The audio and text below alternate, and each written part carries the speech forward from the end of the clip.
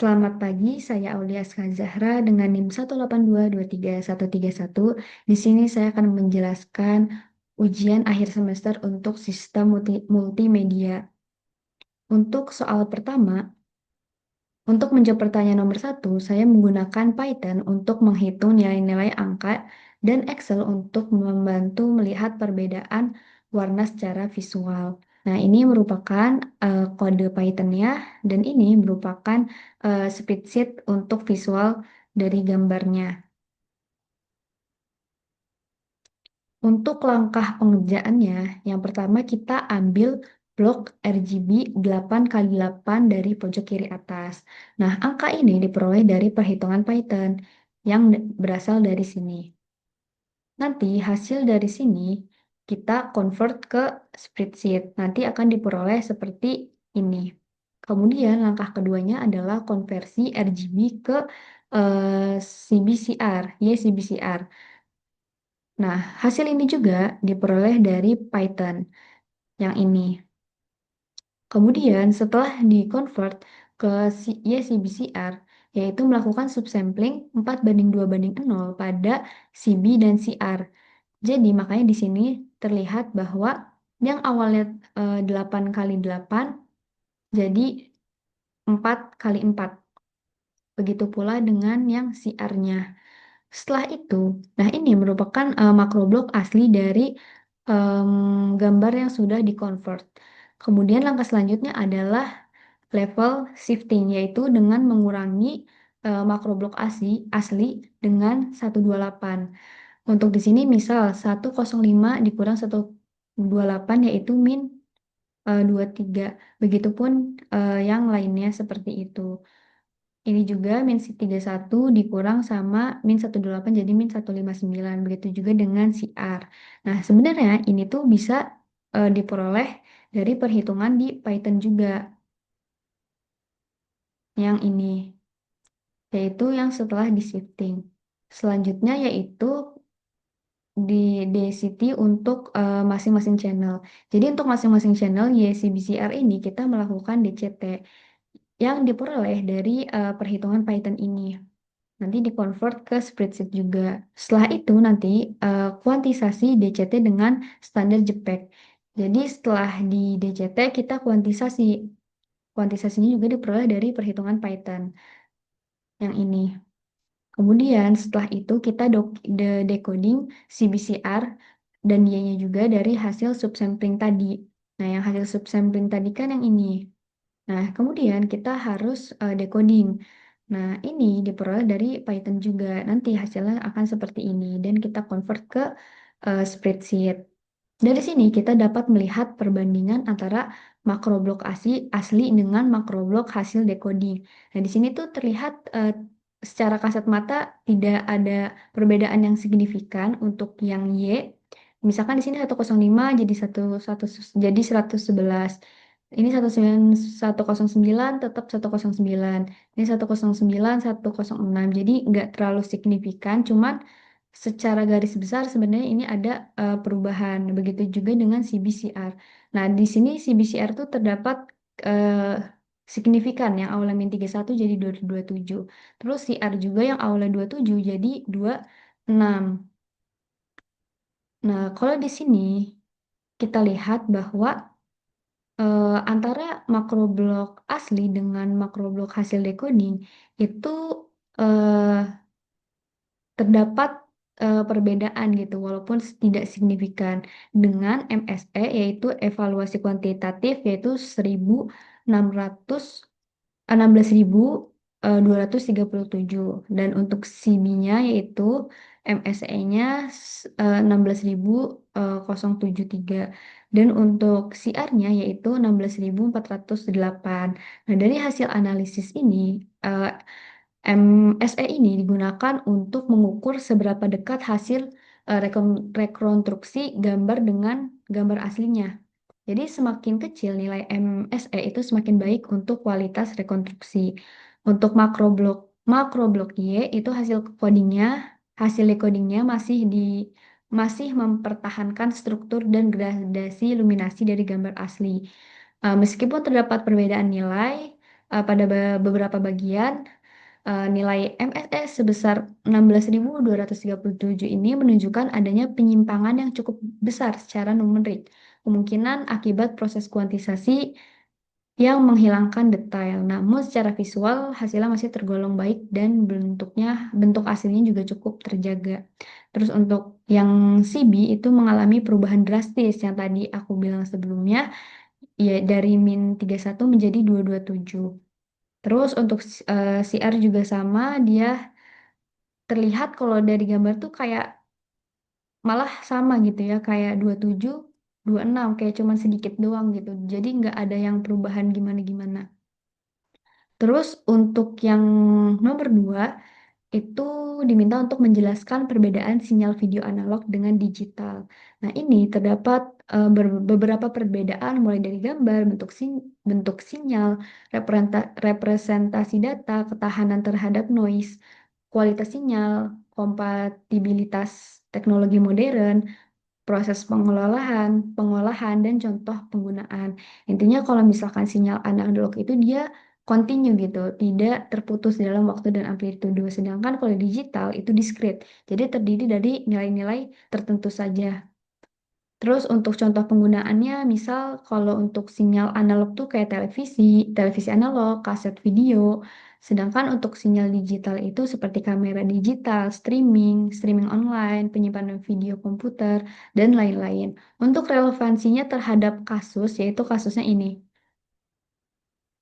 Buatlah sebuah skenario di mana kamera digital digunakan untuk merekam suatu kegiatan seperti futsal, dance, dan video tersebut dikirimkan melalui internet dan ditampilkan ke layar penonton. Jadi untuk relevansinya terhadap skenario tadi itu, karena kamera digital itu menghasilkan sinyal digital, maka video dapat dikompresi dengan video encoder digital. Misalnya H.264 dan ditransmisi secara efisien ke penonton melalui internet dengan kualitas yang stabil. Terus apa sih peran dari eh, video encoder seperti H.264 ini? Nah, untuk perannya itu yang pertama mengurangi ukuran file video tanpa mengorbankan terlalu banyak kualitas. Terus yang kedua itu memungkinkan transmisi video melalui internet dengan bandwidth yang terbatas. Terus yang ketiga, membuat video lebih efisien untuk penyimpanan dan streaming. Dan yang keempat, itu menyediakan kompatibilitas yang luas, di mana H264 ini didukung hampir semua perangkat seperti YouTube, Zoom, CCTV, dan lain-lain. Nah, ini untuk cara kerjanya secara umum itu ada 5 langkah. Yang pertama ada input video, analisis frame, kompresi, output video, terkompresi, dan pemisahan frame. Intinya, cara kerja dari encoder H264 ini tuh dengan mengeliminasi redundansi spasial dan temporal, serta menerapkan teknik matematis untuk mengurangi ukuran file video. Ini sangat penting dalam skenario seperti live streaming pertandingan futsal, agar video bisa dikirim dengan lancar ke layar penonton meskipun koneksi internet terbatas. Selanjutnya, apa sih perbedaan dari open loop dengan closed loop? Jadi, untuk perbedaannya itu kita bagi menjadi aspek proses, akurasi prediksi, kelebihan dan kekurangan. Untuk prosesnya, kalau open loop itu encoder menggunakan frame asli gitu sebagai acuan. Sedangkan kalau closed loop itu dia menggunakan frame sebelumnya sebagai acuan. Untuk akurasi prediksi itu kalau open loop itu cenderung lebih akurat. Terus kalau closed loop itu lebih realistis terhadap yang diterima decoder. Untuk kelebihan dan kekurangan dari open loop itu pertama lebih cepat dan kompleksitasnya rendah. Sedangkan untuk kekurangannya itu error akumulatif lebih tinggi saat decoding. Sedangkan untuk closed loop, kelebihan dan kekurangannya adalah yang pertama untuk kelebihan itu menghindari propagasi error lebih konsisten. Sedangkan untuk kekurangannya itu dia lebih kompleks gitu secara komputasi. Jadi H24 ini menggunakan closed loop encoding agar hasil prediksi yang digunakan untuk encoding itu sama seperti yang diterima di sisi decoder. Terus jelaskan bagaimana redundansi temporal digunakan untuk kompresi video. Jadi intinya cara kerjanya itu dia dengan membandingkan frame saat ini dengan frame sebelumnya dan mendekode hasil perbedaannya. Bukan seluruh gambar yang baru. Nah, teknik ini juga menjadi inti dari kompresi interframe dalam video encoder seperti H.264. Terus jelaskan apa itu GOP dan peran masing-masing dari IPB. Dan analisis nih perbandingan kualitas dan ukuran antara GOP 20 dan 50. Jadi untuk struktur GOP ini ada IPB yaitu iframe, pframe, dan bframe. Jadi untuk iframe itu dia mandiri, tidak tergantung pada frame lain, dan memiliki kualitas tinggi dan ukurannya besar. Sedangkan kalau P-frame itu hanya menyimpan perbedaan terhadap E-frame dan P-frame sebelumnya dan lebih kecil dari E-frame. Sedangkan untuk B-frame itu disandikan berdasarkan interpolasi dan frame sebelumnya dan sesudahnya. Dan ini tuh di antara frame yang lain tuh dia lebih efisien secara ukuran. Nah, ini merupakan perbandingan GOP 20 dan 50. Dilihat dari aspek jumlah iframe-nya, ukurannya, kualitas awal, latensi decoding, resiliensi error, dan kecocokannya untuk apa. Ini dapat bisa dilihat di tabel ini. Jadi berdasarkan tabel ini, kita dapat menganalisis bahwa untuk streaming futsal real time, GOP 20 itu lebih aman agar ketika terjadi gangguan jaringan, kualitas itu bisa cepat pulih. Sedangkan untuk penyimpanan rekaman pertandingan, GOP 50 itu lebih cocok karena memberikan efisiensi ukuran yang lebih baik. Jadi untuk kesimpulan nomor 2 ini adalah kompresi video digital seperti H264 ini memiliki peran penting dalam memungkinkan transmisi video berkualitas tinggi dengan bandwidth yang rendah. Dan dalam skenario futsal ini, penggunaan encoder itu efisien dan struktur GOP juga seimbang dan pemanfaat redundansi temporal yang sangat penting agar siaran dapat ditampilkan dengan lancar dan jelas kepada penonton. Dan yang untuk nomor 3 itu kita diminta untuk melakukan perubahan sinyal audio sebelum dan sesudah proses kompresi dengan menggunakan audio berbasis format MP3 menggunakan Python dan library. Nah, pertama kita tuh diminta untuk download dulu nih audio WAV dengan 10 sampai 30 detik. Terus dikompresi WAV ini ke MP3, terus kita analisis nih mulai dari ukuran file, spektrum frekuensi, dan visualisasi gelombangnya tuh bagaimana. Nah, untuk menjawab soal 3 ini, berikut adalah kode Python yang digunakan. Nah, yang ini.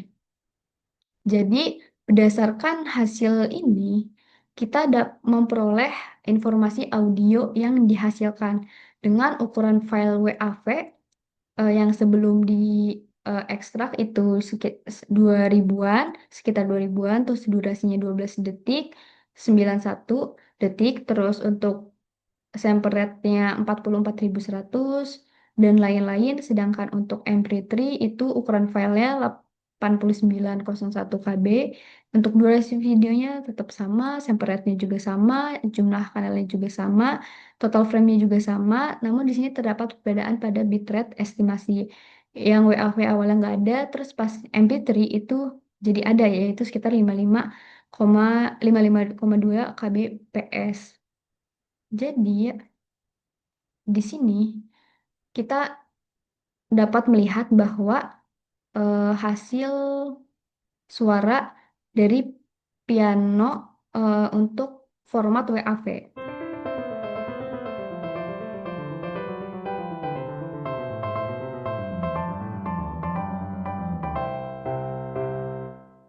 Nah, ini merupakan suara sebelum dikompresi dan setelah dikompresi ke MP3 itu menjadi seperti ini.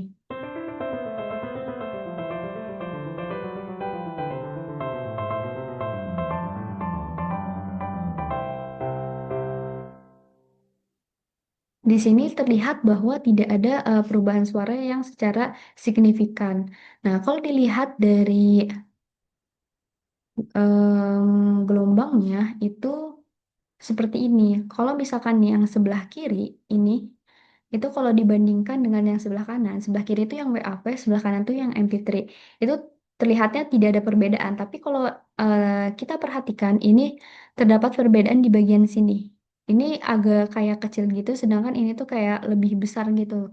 Terus juga untuk yang setelah diubah ke frekuensi untuk WAV ini tuh dia kayak ya udah gitu, kayak lurus gitu. Sedangkan ini tuh kayak ada lonjakan yang awalnya kayak di atas terus tiba-tiba ke bawah.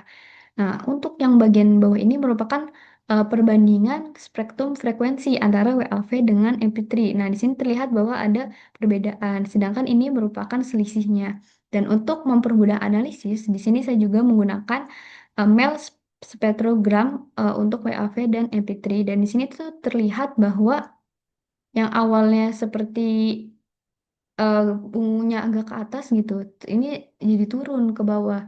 Nah, kalau berdasarkan penjelasan, analisis ini menunjukkan bahwa em, ukuran file WAV sebesar 2224 0,4 KB itu berhasil dikompresi menjadi 89,01 KB dalam format MP3 8 kbps. Di sini terdapat penyimpanan yang signifikan yang awalnya 2000-an menjadi 89 dan ini menghemat memori.